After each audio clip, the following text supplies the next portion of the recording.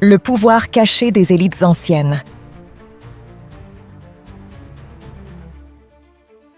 Depuis l'aube de l'humanité, l'homme est fasciné par le pouvoir et ses mécanismes de contrôle.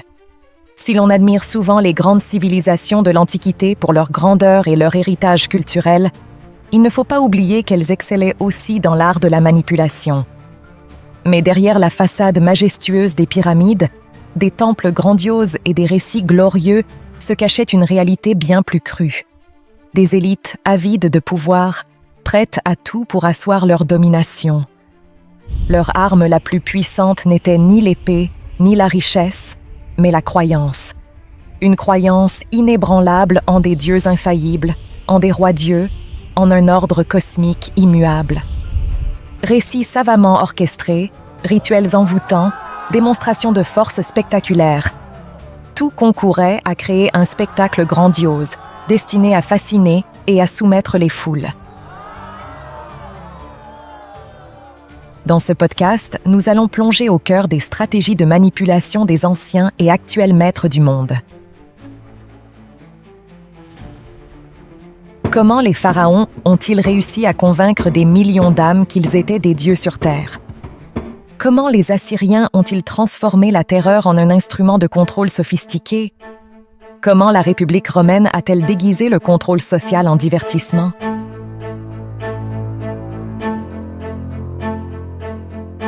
En explorant ces questions, nous décrypterons les mécanismes d'influence utilisés par les anciens dirigeants pour contrôler les masses. Loin de tout jugement moral, nous porterons un regard lucide sur la façon dont l'ambition humaine a, depuis toujours, cherché à modeler la pensée collective. Les échos de ces manipulations ancestrales résonnent encore aujourd'hui. Si l'Antiquité a inventé ces techniques de manipulation, notre époque les a portées à leur paroxysme. En comprenant leurs origines, nous serons plus à même de déceler les mécanismes qui, parfois inconsciemment, influencent nos vies.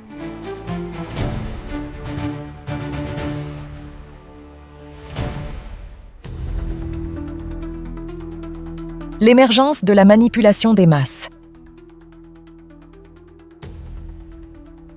La Mésopotamie, berceau de l'humanité et de la société organisée, est le lieu où l'on peut observer les premières formes de manipulation des masses. Dans les cités-États antiques, comme Uruk et Ur, rois et prêtres ont rapidement compris le pouvoir des récits sacrés et de l'autorité divine. Pour asseoir leur domination, ils ont forgé des mythes qui les plaçaient au-dessus du commun des mortels, se présentant comme les intermédiaires des dieux, voire leurs descendants directs. L'épopée de Gilgamesh, ce récit mésopotamien vieux de plus de 4000 ans, met en scène un roi semi-divin, capable d'exploits surhumains. Ce mythe contribuait à légitimer le pouvoir royal en présentant le roi comme un être élu des dieux. En Égypte, le mythe d'Horus, dieu au visage de faucon, légitimait la divinité des pharaons.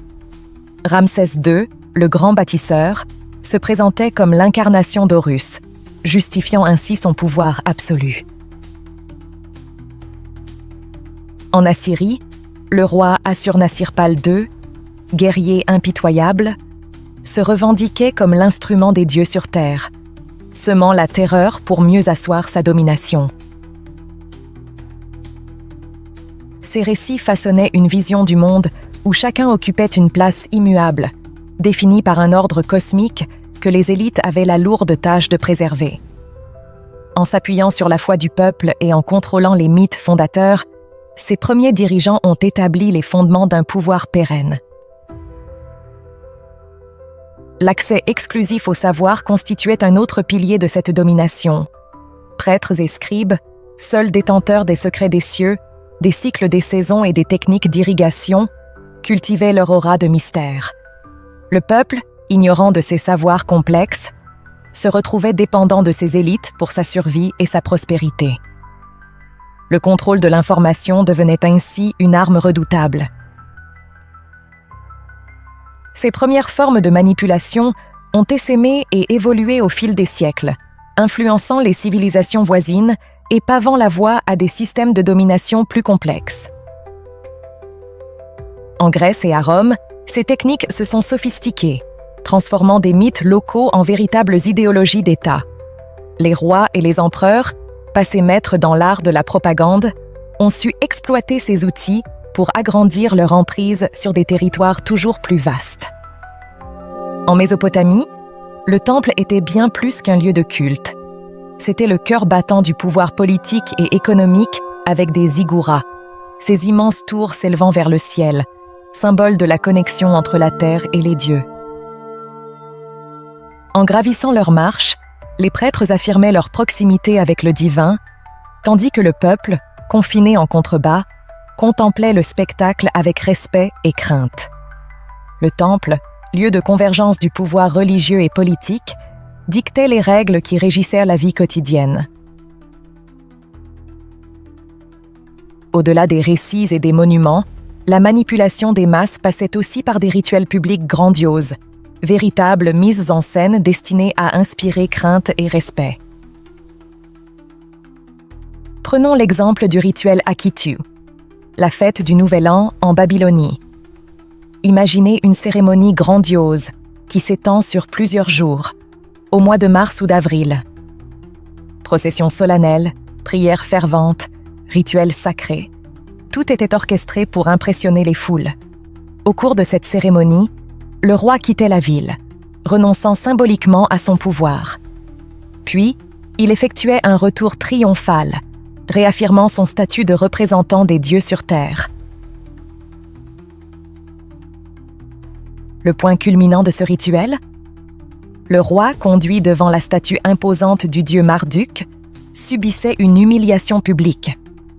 Le grand prêtre lui arrachait ses insignes royaux et le giflait, montrant ainsi sa soumission aux dieux. Après cette mise en scène, le roi récupérait ses attributs royaux. Marduk, symboliquement apaisé, garantissait alors la prospérité de la cité pour l'année à venir. Ce jeu de pouvoir, savamment orchestré, visait à rappeler au peuple que le roi lui-même était soumis à l'ordre divin. La stabilité du royaume dépendait donc de l'obéissance aux dieux. En affichant cette apparente soumission, le roi renforçait paradoxalement la légitimité de son règne. La notion de justice divine était un autre instrument de contrôle. Le code d'Hammurabi, l'un des premiers codes de loi écrits, était présenté comme un don des dieux, garant de la justice sur terre. Mais derrière cette façade divine se cachait une volonté de structurer la société et de renforcer le pouvoir des élites. Contester ces lois, d'origine prétendument divine, reviendrait à défier les dieux eux-mêmes. Religion, rituels publics grandioses, monuments imposants, contrôle de l'information, tous ces éléments s'articulaient pour former un système de manipulation redoutable. L'objectif ? Graver dans les esprits que l'ordre social était immuable et d'origine divine. Ce modèle de domination a permis aux élites de régner sur des sociétés entières, et son influence sur l'histoire de l'humanité est indéniable.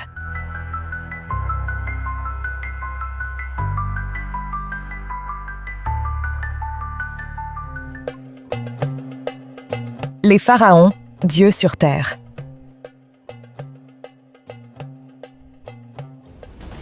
En Égypte antique, religion et pouvoir politique étaient intimement liés. Les pharaons étaient vénérés comme des dieux vivants et leur autorité reposait sur cette croyance absolue. Plus que de simples chefs politiques, ils étaient l'incarnation d'Horus, le dieu faucon, et le fils d'Osiris, maître de l'au-delà. Grâce à cette filiation divine, ils régnaient en maîtres absolus, soutenus par les prêtres et des rituels grandioses qui renforçaient leur aura sacrée. Les cérémonies religieuses jouaient un rôle clé dans la légitimation du pouvoir pharaonique. Prenons l'exemple du rituel de la Sed, une fête spectaculaire qui se déroulait tous les 30 ans pour renouveler la force et l'autorité du pharaon. Au programme, processions majestueuses, offrandes aux dieux et même des courses symboliques où le pharaon devait prouver sa vigueur. En se présentant comme un intermédiaire entre les hommes et les dieux, le pharaon affirmait la nature divine de son pouvoir. Et quel meilleur décor pour ces rituels que le temple de Karnak, avec ses colonnes gigantesques et ses murs couverts de bas-reliefs. On y voit le pharaon recevant les bénédictions des dieux, toujours accompagné des prêtres, gardiens des rites sacrés et intermédiaires entre le monde terrestre et le monde divin. Les pyramides, ces monuments colossaux qui défient le temps, étaient bien plus que de simples tombes. Elles symbolisaient la puissance divine des pharaons, leur volonté de laisser une trace éternelle sur Terre. Imaginez l'organisation et la main-d'œuvre nécessaires pour ériger ces géants de pierre. Les pyramides témoignaient de la richesse du pharaon et de sa capacité à mobiliser tout un peuple.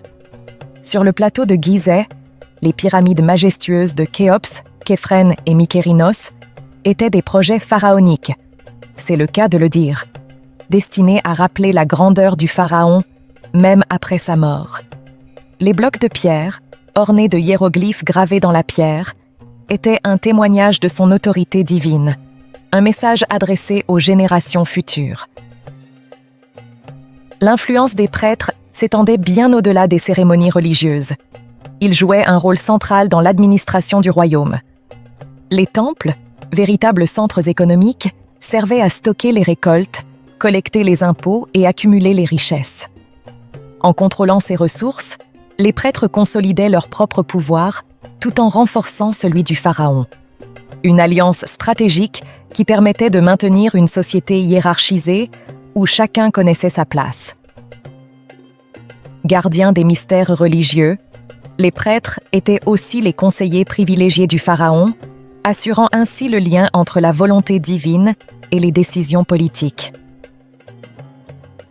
Outre les monuments et les rituels, la propagande visuelle jouait un rôle majeur. Sur les murs des temples et des tombeaux, le pharaon était mis en scène. Victorieux face à ses ennemis, offrant des présents aux dieux, recevant des bénédictions divines. Ces images, destinées au peuple, construisaient l'image d'un pharaon humain et divin à la fois, invincible et bienveillant. Représenté avec des proportions idéalisées, le pharaon apparaissait comme un être d'exception, bien au-dessus des simples mortels. La divinité du pharaon ne s'arrêtait pas à sa mort. Il devenait alors Osiris, le roi de l'au-delà. Cette transition renforçait l'idée que le pharaon était éternel, que son pouvoir transcendait la mort. Les rites funéraires complexes, avec l'embaumement et les incantations du livre des morts, visaient à assurer la survie du pharaon dans l'autre monde et à rassurer le peuple sur la pérennité de l'ordre cosmique. Les tombeaux de la vallée des rois, ornés de fresques magnifiques qui racontent le voyage du pharaon vers l'éternité, étaient autant de preuves de cette continuité du pouvoir, même après la mort. Ainsi, la manipulation des masses par les pharaons reposait sur un savant mélange de religion, d'architecture monumentale, de rituels grandioses et de propagande visuelle. En intégrant chaque aspect de la vie quotidienne à cette vision du monde, les pharaons ont réussi à maintenir leur emprise sur l'Égypte pendant des millénaires, s'appuyant sur la foi inébranlable du peuple en leur statut divin.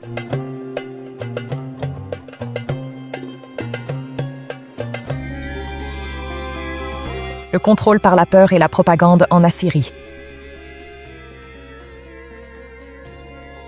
L'Empire assyrien, ce géant qui dominait la Mésopotamie au premier millénaire avant Jésus-Christ, s'est forgé une réputation de puissance et de cruauté. Ses armées impitoyables ont marqué l'imaginaire collectif, laissant le souvenir d'une civilisation belliqueuse. Mais derrière la brutalité des conquêtes et le fracas des armes se cachait une stratégie plus subtile. L'art de la manipulation par la peur. Une arme psychologique redoutable, destinée à soumettre les esprits. Ninive, la capitale tentaculaire, incarnait cette soif de puissance. Ses remparts imposants, véritables forteresses, étaient ornés de frises sculptées, témoignage de la grandeur assyrienne. Sur ces bas-reliefs, la guerre est mise en scène comme un spectacle terrifiant. Un lion bondit et déchire la gorge d'un soldat ennemi. Le roi Assurbanipal, arrogant et victorieux, écrase de son pied le cou de Teman, le roi vaincu d'Élam. Chaque scène, sculptée avec un réalisme saisissant, est un avertissement destiné à semer la terreur. Car ces sculptures, loin d'être de simples décorations, étaient un instrument de propagande redoutable. Stratégiquement disposées dans les palais royaux, les temples et même le long des routes, elles s'imposaient au regard de tous, sujets comme ennemis. Le message était clair: résistez à l'Empire assyrien et vous connaîtrez un sort funeste. Mais la propagande assyrienne ne se cantonnait pas à la terreur visuelle. Les scribes, maîtres de l'écriture cunéiforme, jouaient un rôle crucial dans la diffusion de l'idéologie impériale. Ils consignaient les exploits des rois dans des annales officielles, véritables chroniques de guerre, où la réalité se mêlait à la propagande. On y célébrait les victoires éclatantes, les trésors amassés, les cités ennemies réduites en cendres, et surtout, les châtiments exemplaires infligés aux rebelles. Les annales de Sennachérib, 705 à 681 avant Jésus-Christ, roi réputé pour sa cruauté, illustrent parfaitement cette stratégie. Elles décrivent avec un luxe de détails le sort réservé aux habitants de Lachish, une cité qui avait osé défier l'Empire assyrien. « J'ai assiégé la ville et l'ai prise d'assaut. J'ai capturé ses habitants et les ai empalés sur des pieux tout autour de la ville. Quant au reste de la population, je l'ai déporté vers l'Assyrie. » Ces récits terrifiants, diffusés à travers l'Empire grâce à des tablettes d'argile et des stèles gravées, contribuaient à instaurer un climat de terreur. Le message était clair: toute rébellion serait écrasée dans le sang. Mais la propagande assyrienne ne misait pas uniquement sur la terreur. Elle savait aussi vanter les bienfaits de la domination assyrienne. La paix assyrienne, qui garantissait la sécurité des routes commerciales, le développement des infrastructures, la construction de temples et de palais grandioses. Une stratégie plus subtile, visant à légitimer la domination assyrienne et à obtenir, sinon l'adhésion, du moins la résignation des peuples conquis. Observons de plus près l'iconographie assyrienne. Les représentations du roi, par exemple, sont très révélatrices. Il est souvent dépeint en guerrier invincible, armé d'un arc et d'une épée, écrasant ses ennemis ou terrassant le lion, symbole de force et de courage.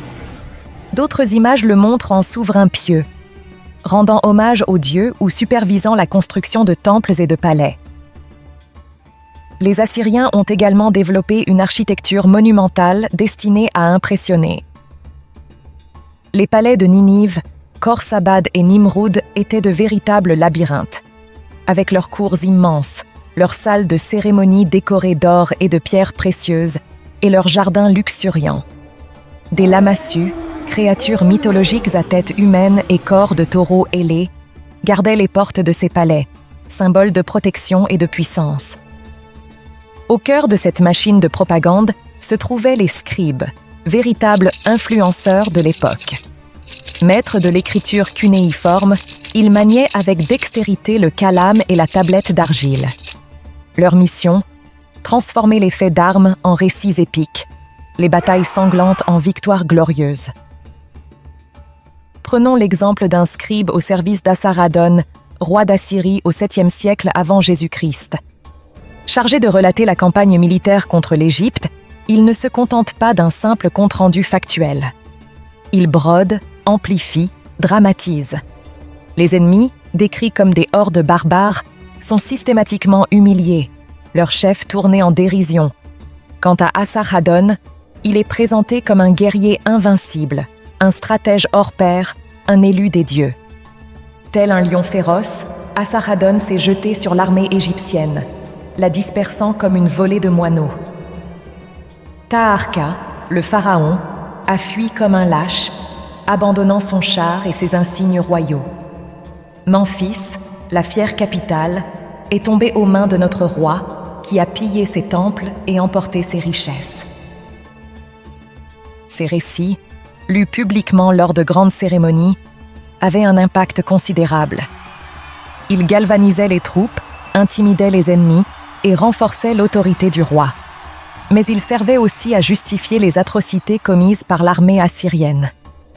La violence était omniprésente dans la propagande assyrienne. Les scribes décrivaient avec force et détail les châtiments infligés aux rebelles, embranchements sur des pieux, mutilations, déportations massives.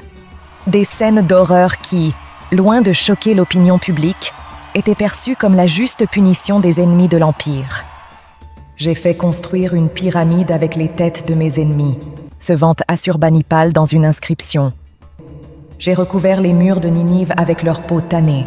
J'ai déporté leurs enfants et leurs femmes, les ai réduits en esclavage. » Cette violence exhibée, cette terreur affichée, visait à dissuader toute velléité de révolte. Les peuples conquis, constamment confrontés à ces images atroces, finissaient par intérioriser le message. L'Empire assyrien est tout-puissant. Toute résistance est futile. Mais si la peur était un instrument essentiel du pouvoir assyrien, elle n'était pas la seule. Les rois savaient aussi se montrer magnanimes envers ceux qui se soumettaient sans résistance. Ils accordaient des privilèges aux cités loyales, développaient le commerce, construisaient des temples et des palais grandioses. En fin de compte, la propagande assyrienne était un savant mélange de terreur et de séduction, de brutalité et de magnificence. Un miroir déformant de la réalité, destiné à imposer l'image d'un empire invincible et glorieux. Une stratégie de communication qui, malgré sa violence, a permis aux Assyriens de dominer le Proche-Orient pendant près de 3 siècles.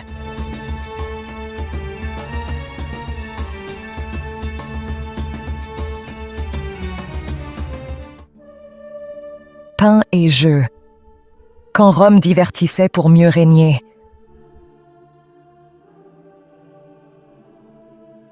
L'Empire romain, ce colosse qui a régné sur la Méditerranée durant des siècles, ne s'est pas construit uniquement par la force des armes.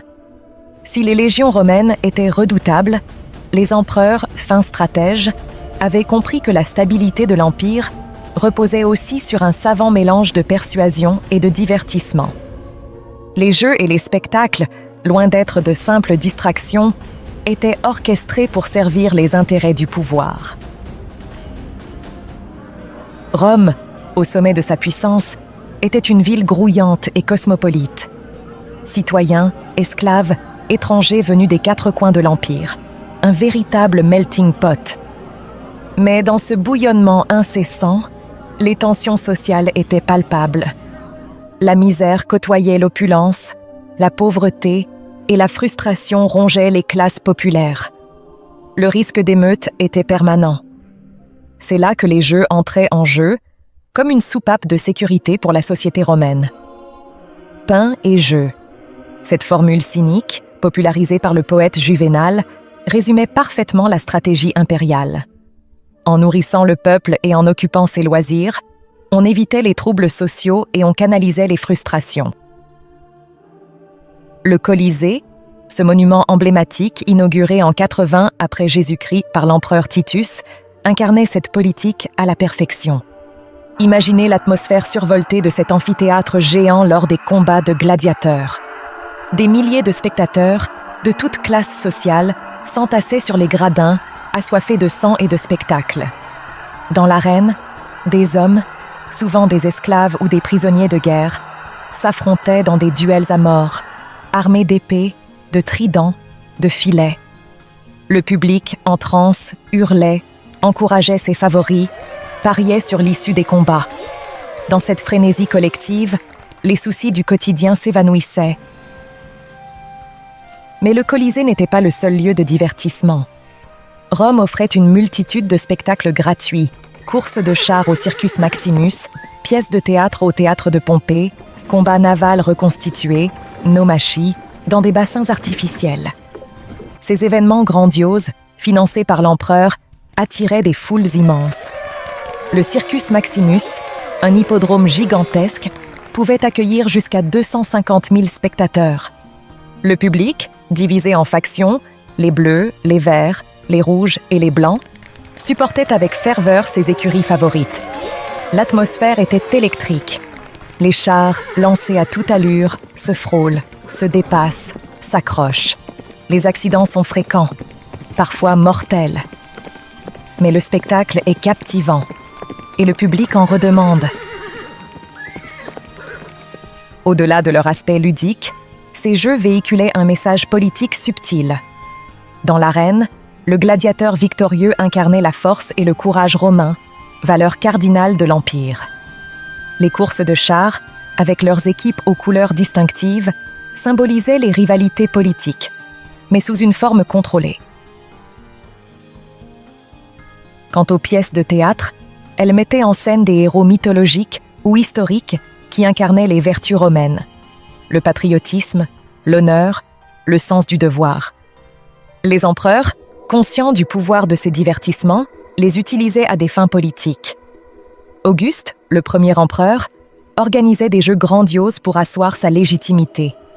Caligula, empereur excentrique, organisait des spectacles démesurés, comme des combats de gladiateurs sur des radeaux, au milieu d'un lac artificiel. Néron, empereur mégalomane, se mettait en scène lors de spectacles où il chantait et jouait de la lyre, cherchant à se donner une image d'artiste. Trajan, empereur conquérant, célébrait ses victoires militaires par des jeux somptueux. Mais cette politique du pain et des jeux n'était pas du goût de tous. Certains philosophes, comme Marc Aurèle, critiquaient ces divertissements qu'ils jugeaient futiles et décadents. Le coût exorbitant de ces spectacles pesait lourdement sur les finances de l'État.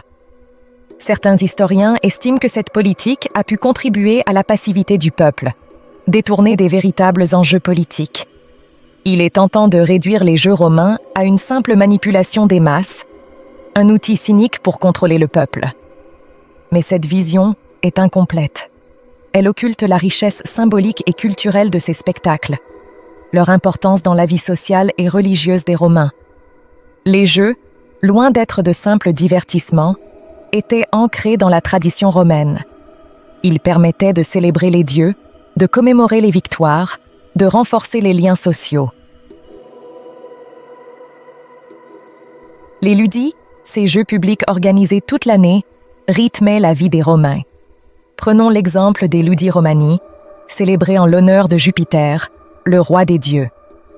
Ces festivités duraient plusieurs jours, avec des courses de chars, des combats de gladiateurs, des pièces de théâtre et des banquets publics. L'atmosphère était à la fois religieuse et festive. Les citoyens, vêtus de leurs plus beaux atours, se pressaient dans les rues, participant à des processions en l'honneur de Jupiter. D'autres ludis étaient dédiés à d'autres divinités. Les ludis apollinaires, en l'honneur d'Apollon, dieu des arts, mettaient l'accent sur la musique et la poésie. On y organisait des concerts et des lectures de poèmes. Les ludis mégalens, en l'honneur de Cybèle, déesse de la fertilité, étaient marqués par des danses frénétiques et des sacrifices d'animaux. Parmi les jeux les plus rares, citons les ludis séculaires. Célébrés une fois par siècle pour marquer le passage à un nouveau séculum, ils étaient l'occasion de grands sacrifices et de cérémonies religieuses grandioses. L'empereur en personne présidait ces cérémonies, renforçant son rôle de chef religieux. Mais les jeux romains ne se limitaient pas à la religion. Ils servaient aussi à commémorer les victoires militaires. Après une grande victoire, l'empereur organisait un triomphe, une procession grandiose à travers Rome. Le général victorieux, vêtu de pourpre et couronné de lauriers, défilait sur un char triomphal, suivi de ses troupes et des prisonniers de guerre. Le butin amassé était exposé, témoignant de la puissance de Rome. Ces triomphes, véritables spectacles de propagande, visaient à exalter la gloire de Rome et à renforcer le prestige de l'empereur. Ils contribuaient à forger une identité collective, un sentiment d'appartenance à une nation puissante. L'importance des jeux se reflétait aussi dans l'architecture. Des amphithéâtres furent construits dans toutes les grandes villes de l'Empire, de Pompéi à Nîmes, en passant par Arles et Carthage. Ces monuments imposants, témoins de l'ingéniosité romaine, pouvaient accueillir des dizaines de milliers de spectateurs. Ils symbolisaient la puissance de Rome et sa volonté de diffuser sa culture. Malgré ses limites, cette stratégie a joué un rôle essentiel dans la stabilité de l'Empire pendant des siècles. En canalisant les tensions sociales, en promouvant les valeurs romaines et en renforçant le pouvoir impérial, les Jeux ont constitué un instrument politique redoutable. Une leçon d'histoire qui, bien au-delà de l'Antiquité, nous rappelle l'importance du divertissement et de la communication dans la gestion du pouvoir.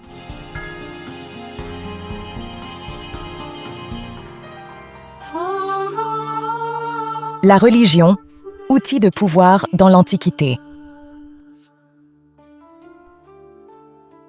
L'histoire des civilisations antiques nous révèle une vérité intemporelle. Le pouvoir et la religion ont toujours été intimement liés. La religion s'immisçait dans tous les aspects de la vie publique, devenant un outil puissant de légitimation, de contrôle social et de mobilisation des masses.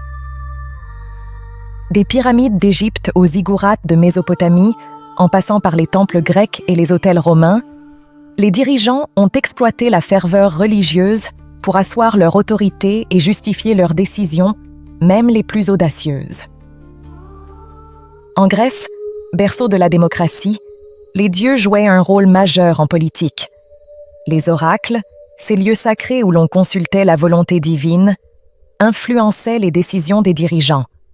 L'oracle de Delphes, consacré à Apollon, était le plus célèbre. Ses prêtresses, les Pythie, délivraient des prophéties énigmatiques qui pouvaient influencer le cours des guerres et des lois. Prenons l'exemple de Lycurgue, le législateur de Sparte. Avant de promulguer ses lois, il consulta l'oracle de Delphes.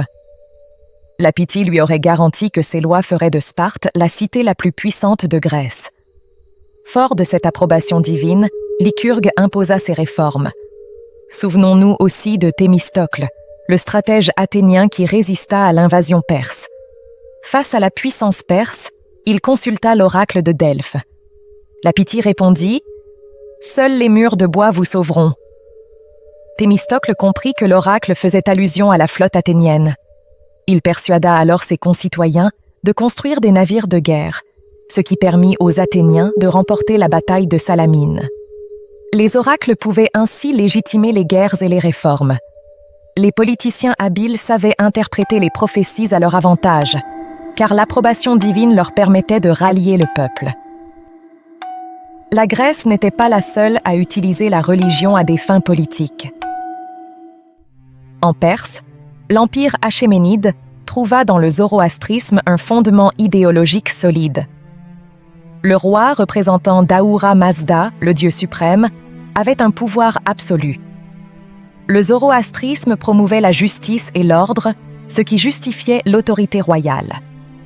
Darius et Xerxès, roi achéménide, se présentaient comme des défenseurs de la foi, luttant contre les forces du mal. Cette rhétorique religieuse légitimait leur conquête et leur domination sur divers peuples.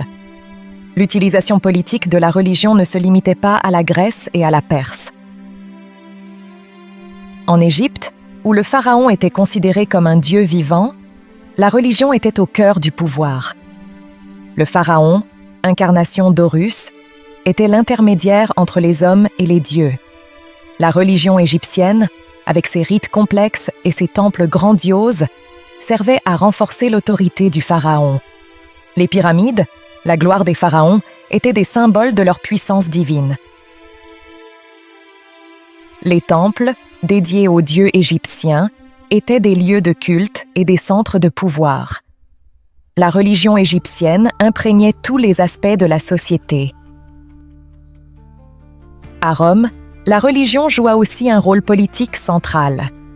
Dès l'époque républicaine, les augures, chargés d'interpréter la volonté des dieux, influençaient les décisions politiques. Une campagne militaire pouvait être annulée si les augures jugeaient les présages défavorables.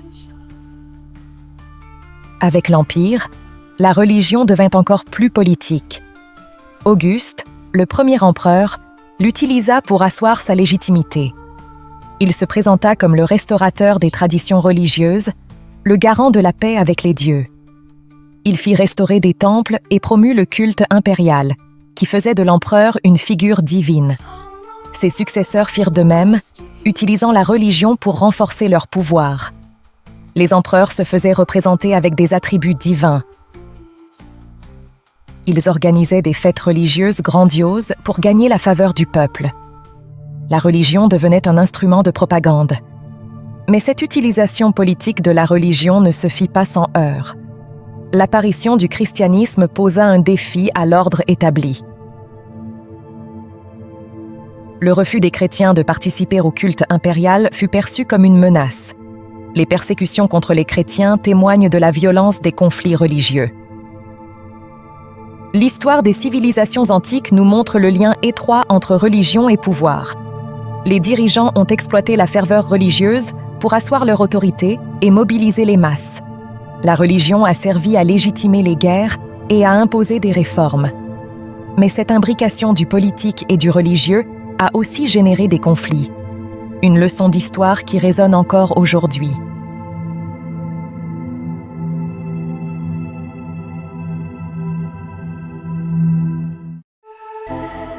Manipulation et symbolisme dans les monuments de l'Antiquité. L'histoire, cette odyssée inachevée écrite par l'humanité à travers les âges, est aussi gravée dans la pierre. Les monuments, ces vestiges imposants qui défient le temps, ne sont pas de simples constructions utilitaires.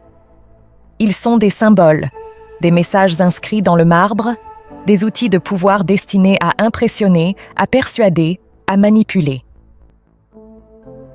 Des pyramides d'Égypte aux ziggourats de Mésopotamie, en passant par le Colisée romain et la Grande Muraille de Chine, ces structures emblématiques nous racontent une histoire de pouvoir, de foi, de contrôle des masses et d'ambition démesurée.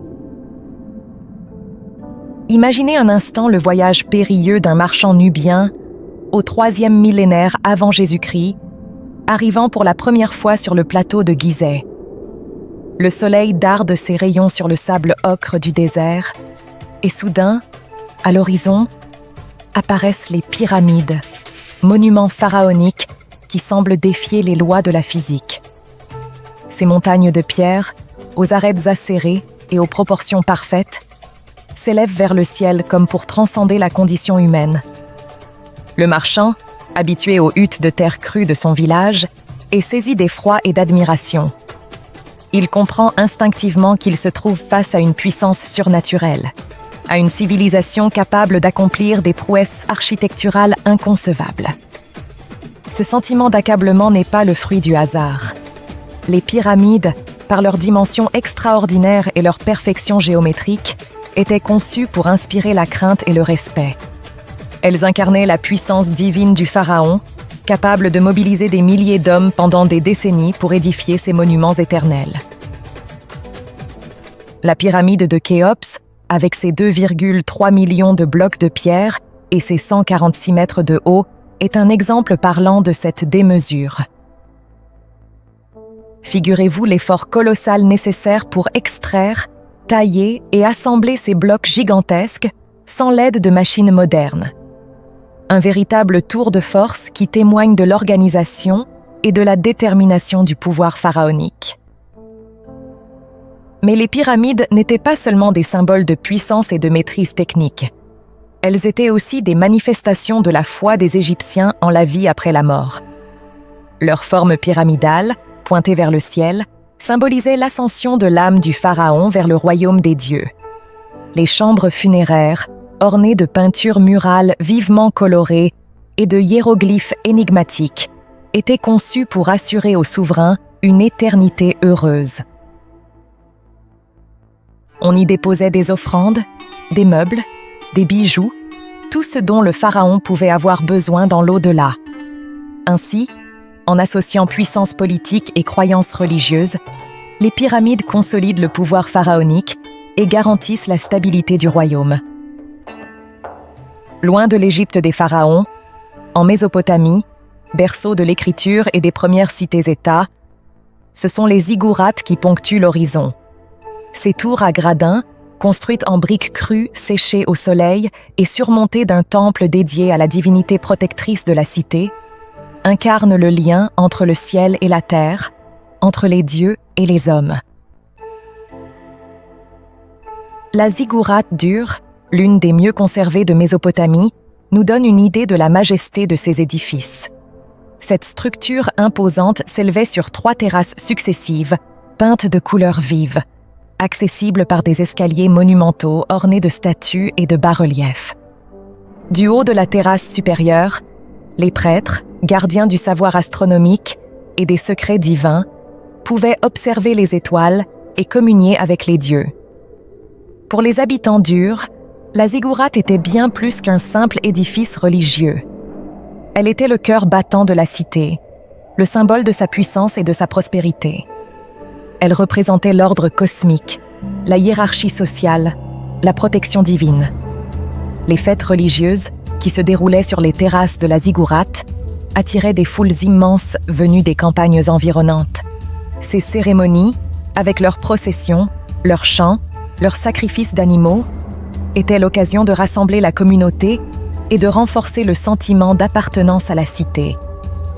En contrôlant l'accès aux lieux sacrés et en organisant les cérémonies religieuses, les rois et les prêtres affirmaient leur autorité et légitimaient leur pouvoir. À l'autre bout du monde, la Chine impériale érige sa propre merveille architecturale, la Grande Muraille. Serpentant à travers montagnes et déserts sur des milliers de kilomètres, cette fortification colossale n'est pas seulement une barrière physique contre les invasions nomades. Elle est aussi un symbole de la puissance de l'empereur, capable de mobiliser des armées d'ouvriers pour accomplir cette prouesse technique. La Grande Muraille, avec ses tours de guet, ses casernes et ses passages stratégiques, est une démonstration de force destinée à impressionner les ennemis de l'Empire et à rassurer ses sujets. Elle incarne l'unité et la cohésion du peuple chinois, uni derrière son empereur pour défendre son territoire. Revenons en Europe, au cœur de l'Empire romain, où le Colisée s'impose comme un symbole de la puissance et de la cruauté romaine.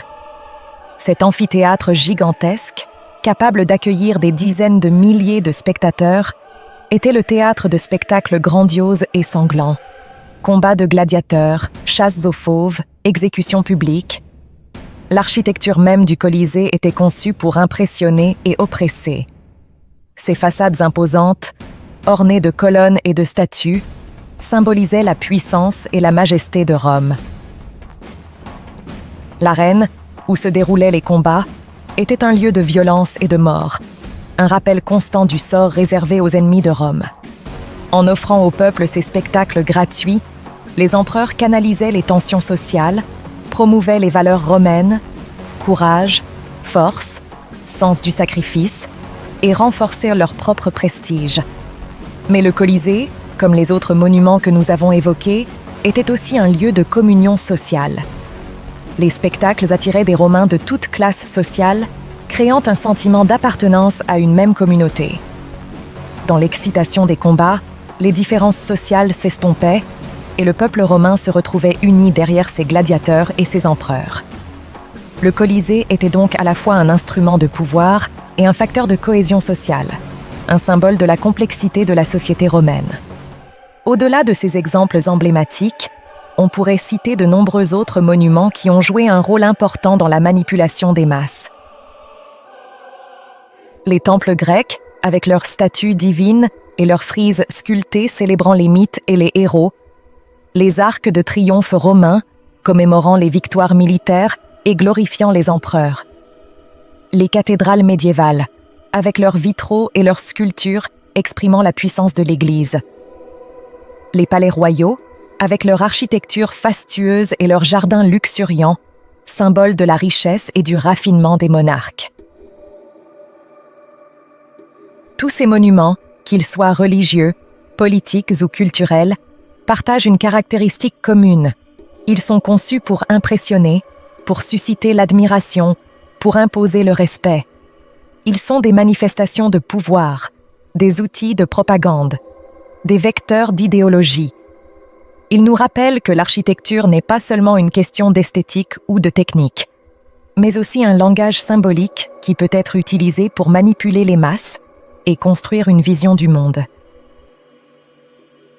Ainsi, les monuments de l'Antiquité, par leur grandeur, leur beauté et leur symbolisme, ont joué un rôle crucial dans la manipulation des masses.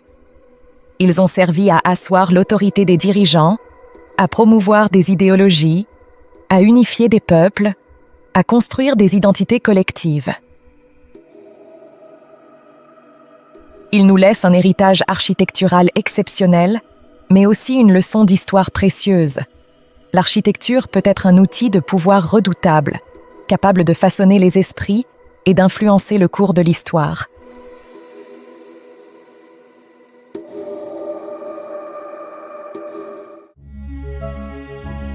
La manipulation hier et aujourd'hui.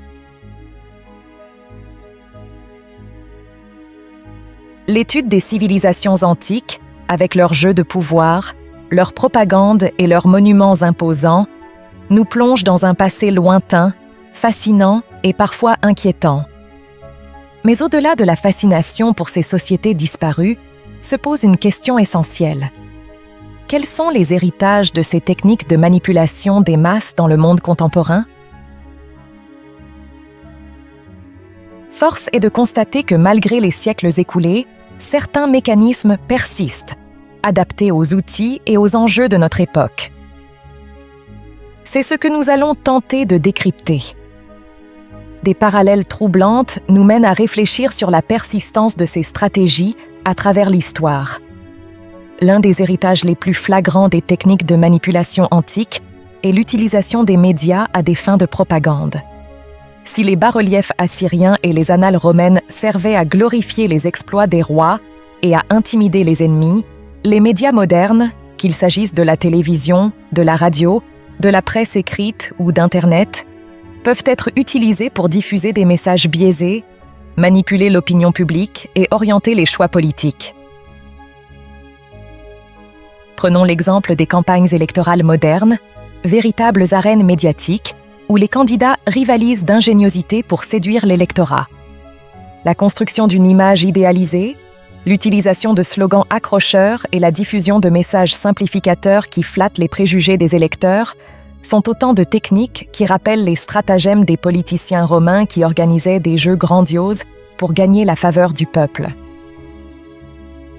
Les réseaux sociaux, avec leur capacité à toucher un public vaste et hétérogène, sont devenus un terrain de jeu privilégié pour la propagande politique, offrant un accès direct à des millions d'utilisateurs. Des fake news aux bots qui amplifient artificiellement la portée des messages. Les techniques de manipulation se sont sophistiquées, exploitant les failles de l'information et les biais cognitifs des individus. L'affaire Cambridge Analytica, où les données personnelles de millions d'utilisateurs de Facebook ont été instrumentées à des fins politiques, illustre les dangers de cette manipulation à grande échelle. Dans un monde où vos pensées les plus intimes, vos peurs les plus secrètes, vos désirs les plus profonds seraient mis à nu, disséqués, analysés, sans même que vous en ayez conscience, une entreprise invisible tire les ficelles de vos émotions, influence vos choix et oriente votre vote, tel un marionnettiste manipulant ses pantins. Ce monde, aussi effrayant soit-il, n'est pas une fiction dystopique. C'est la réalité que nous a révélée l'affaire Cambridge Analytica, un scandale qui a ébranlé les fondements de la démocratie et mis en lumière les dangers de la manipulation des données à l'ère numérique. Tout commence par un simple quiz de personnalité, publié sur Facebook en 2014. This is your digital life, tel est son nom, attire la curiosité de centaines de milliers d'utilisateurs, avides de découvrir les facettes cachées de leur personnalité. Mais derrière ce jeu anodin se cache un piège sournois. En acceptant les conditions d'utilisation, les participants ouvrent grand les portes de leur vie privée, offrant à l'application un accès non seulement à leurs propres données, mais aussi à celles de leurs amis Facebook, sans que ces derniers en soient informés. Une brèche colossale dans la protection de la vie privée, qui permet au créateur de l'application, un certain Alexandre Kogan, de récolter les données de près de 87 millions d'utilisateurs. Que faire de cette mine d'or informationnelle? C'est là qu'entre en scène Cambridge Analytica, une société britannique spécialisée dans l'analyse de données et dans le conseil politique. Une armée de psychologues, de statisticiens, d'experts en communication travaille d'arrache-pied pour décortiquer les données récoltées, créer des profils psychologiques détaillés de chaque utilisateur, identifier leurs faiblesses, leurs peurs, leurs aspirations. Le but ? Influencer leur vote lors d'élections cruciales en leur envoyant des messages ciblés adaptés à leur profil psychologique. Et c'est ainsi que les données de millions d'utilisateurs Facebook se retrouvent au cœur de campagnes politiques majeures, comme la campagne présidentielle de Donald Trump en 2016 et la campagne en faveur du Brexit au Royaume-Uni. Des publicités personnalisées, jouant sur les émotions, les préjugés, les craintes des électeurs, inondent leur fil d'actualité, faussant le débat public et manipulant l'opinion. Une véritable arme de destruction massive de la démocratie, qui soulève des questions fondamentales sur l'influence des entreprises technologiques sur nos sociétés et la protection de nos données personnelles. Lorsque le scandale éclate en 2018, c'est le choc. Facebook, le géant des réseaux sociaux, est accusé de laxisme, d'avoir fermé les yeux sur les pratiques abusives de Cambridge Analytica. Des enquêtes sont ouvertes, des amendes records sont prononcées, et la confiance des utilisateurs est profondément ébranlée. L'affaire Cambridge Analytica marque un tournant dans la perception des réseaux sociaux, révélant leur face obscure et les dangers de la manipulation à l'ère du Big Data. Ce scandale, tel un écho des techniques de manipulation des masses employées dans l'Antiquité, nous rappelle que le pouvoir, qu'il soit politique ou économique, cherche toujours à influencer les esprits, à orienter les comportements, à contrôler les masses. Mais la propagande ne se limite pas au domaine politique. Elle est également omniprésente dans le monde de la consommation, où la publicité utilise des images séduisantes, des slogans percutants et des témoignages fabriqués de toutes pièces pour inciter les consommateurs à acheter des produits dont ils n'ont pas besoin. Les techniques de neuromarketing, qui exploitent les mécanismes du cerveau pour influencer les comportements d'achat, sont un exemple parlant de cette manipulation subtile. Les marques n'hésitent pas à faire appel à des célébrités, à jouer sur les émotions et à créer un sentiment d'urgence pour pousser les consommateurs à l'achat. L'industrie du tabac, qui a longtemps utilisé la publicité pour associer la cigarette à la virilité, au glamour et à la rébellion, est un cas d'école de cette manipulation à des fins commerciales. Au-delà des médias, les grandes institutions, qu'elles soient politiques, économiques ou religieuses, continuent d'utiliser des techniques de manipulation héritées de l'Antiquité pour maintenir leur pouvoir et contrôler les populations. Le culte de la personnalité, l'utilisation de symboles et de rituels, la création d'un ennemi commun pour souder les masses, sont autant de stratégies qui trouvent un écho dans le monde contemporain.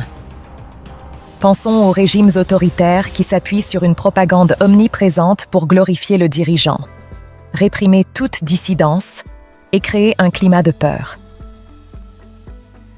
Les images du grand timonier, Mao Zedong, affichées dans toute la Chine pendant la Révolution culturelle, les défilés militaires grandioses organisés par le régime nord-coréen pour célébrer la puissance militaire du pays, les discours enflammés de certains leaders populistes qui stigmatisent des minorités ethniques ou religieuses pour attiser les tensions et diviser la société, sont autant d'exemples de cette manipulation des masses.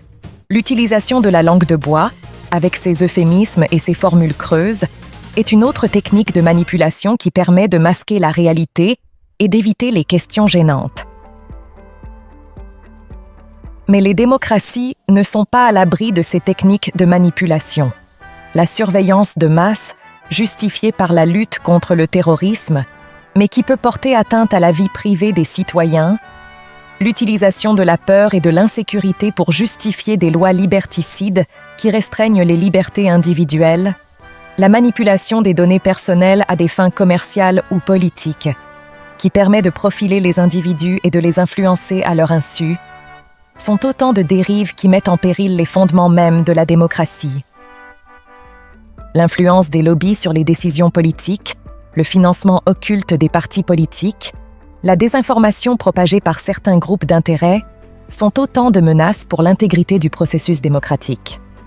Cette problématique nous rappelle que le pouvoir, qu'il soit politique ou économique, cherche toujours à influencer les esprits, à orienter les comportements, à contrôler les masses.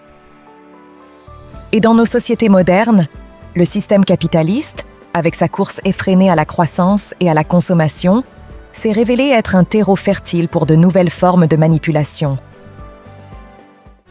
En Europe et aux États-Unis, berceau du capitalisme moderne, la publicité omniprésente nous inonde de messages séduisants qui associent la possession de biens matériels au bonheur, à la réussite sociale, à l'épanouissement personnel.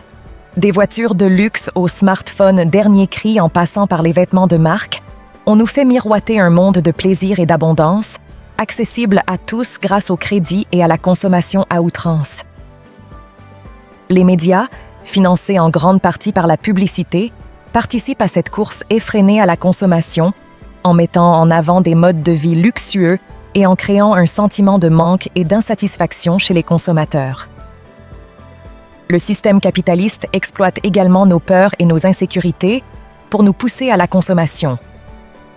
La peur du vieillissement, de la maladie, de la solitude, de l'échec social est savamment exploitée par l'industrie de la beauté, de la santé, des loisirs. On nous promet une jeunesse éternelle, une santé de fer, une vie sociale épanouie à condition de consommer les bons produits, les bonnes crèmes, les bons compléments alimentaires.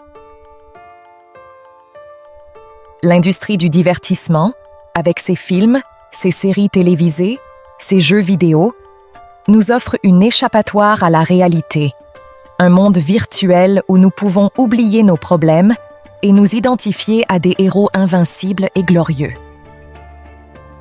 Mais cette course effrénée à la consommation a un coût, tant sur le plan environnemental que social. L'exploitation des ressources naturelles, la pollution, la destruction de la nature, l'extinction des espèces, sont autant de conséquences de ce système qui privilégie la croissance économique à tout prix. Les inégalités sociales se creusent, les classes moyennes s'appauvrissent et les plus démunis sont laissés pour compte. Le capitalisme, avec sa logique de profit et de compétition, génère un climat d'anxiété et d'insécurité, où l'individu est réduit à un simple consommateur, un rouage dans la machine économique. Dans ce contexte de manipulation généralisée, l'individu se retrouve souvent démuni, perdu dans un océan d'informations contradictoires, bombardé de messages persuasifs qui sollicitent en permanence son attention et ses émotions. Il devient alors essentiel de développer un esprit critique, de s'informer à des sources diversifiées, de croiser les informations, de se méfier des discours simplificateurs et des promesses miraculeuses. L'éducation aux médias, qui permet d'apprendre à décrypter les messages médiatiques et à identifier les techniques de manipulation, devient un enjeu crucial pour préserver notre liberté de penser et notre capacité à faire des choix éclairés. L'héritage des civilisations antiques ne se limite pas aux techniques de manipulation des masses. Il nous offre aussi des exemples de résistance, de lutte contre l'oppression, de défense des libertés individuelles. Les philosophes grecs, comme Socrate et Platon, ont défendu la liberté de penser et la recherche de la vérité face aux dogmes et aux préjugés. Les citoyens romains, malgré la puissance de l'Empire, ont su préserver un espace de liberté et de débat public. Ces héritages nous rappellent que la liberté n'est pas un don, mais une conquête permanente, qui exige vigilance et engagement.